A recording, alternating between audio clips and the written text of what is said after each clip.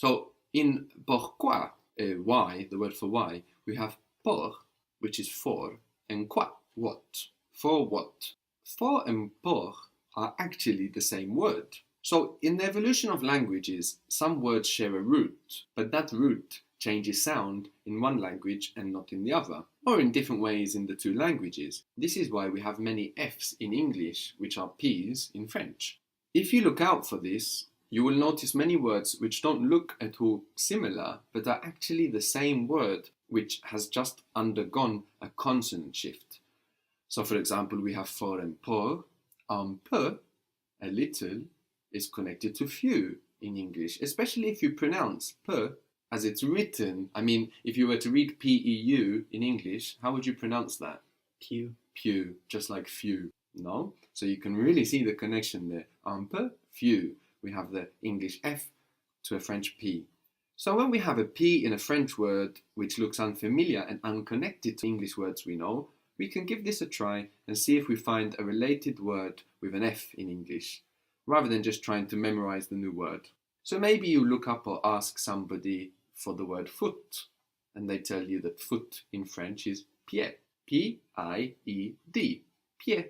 Pied. So you could just try to remember that, memorize it, whatever that means, or you can notice how we have an F in English, foot, which is a P in French, and the D, which isn't pronounced now, P-I-E-D, D and T are two very similar sounds, so we can clearly see how foot and pied, as different as they sound, are actually the same word.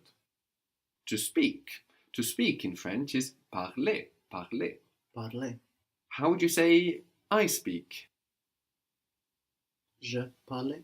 Je parle. Well, you kind of half hear the E here, because it's quite hard to finish on an L. So it's je parle. Je parle. So you can fall into the E. It depends the speed you're speaking, what comes afterwards. So you could hear je parle or je parle. He speaks. Il parle. Il parle. She speaks. Elle parle. Elle parle. You speak. Tu parles. Tu parles. Parler is actually related to fable. You know this word in English now, fable. Mm-hmm.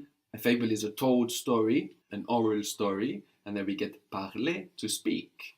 And fairy and also fate are also related to this root that parler comes from. A fairy is a speaky, it's a messenger.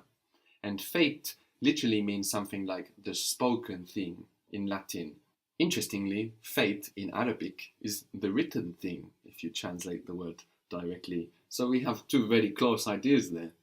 Give me again what was the word for what, or the words for what?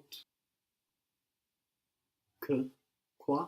Good. We have que or quoi if we will put the word at the end. And then we have why, built from quoi. Pourquoi. Pourquoi. Why are you speaking? Pourquoi parles-tu? Pourquoi parles-tu? Pourquoi tu parles?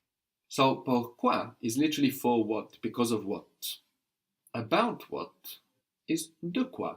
These are two words. Pourquoi is one word, but de quoi, these are two words. So about what is literally of what, de quoi. De quoi. So if you want to say, for example, what are you talking about, what are you speaking about, you will say, of what are you speaking? De quoi parles-tu?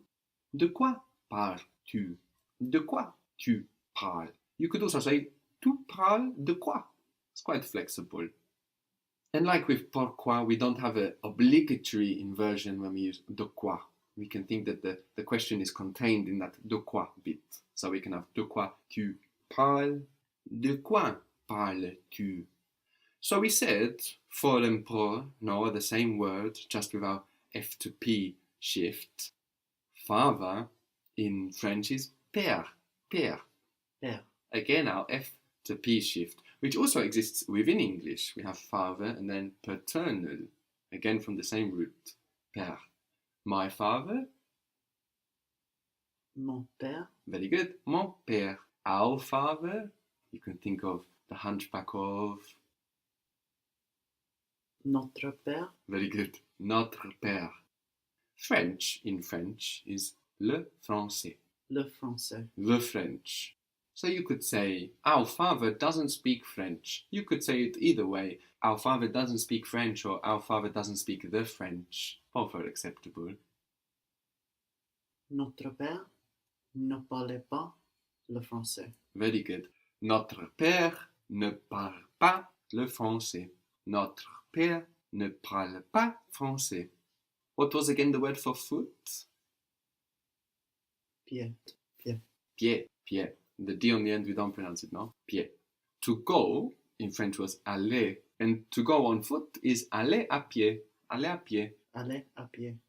Do you remember how was the house? Les maisons. La. La maison. La maison. I do not want to go to the house on foot. I do not want to go to the house on foot. Je ne veux pas aller à la maison, à pied. Very good. Je ne veux pas aller à la maison à pied. Oh, the order is flexible here. We could have je ne veux pas aller à pied à la maison. And also we have an optional liaison here. Pas aller could become pas aller. Now this liaison is optional, and dialect and age and idiolect, the personal individual dialect, will influence what is considered normal. So we could also have je ne veux pas aller à la maison à pied. Very good.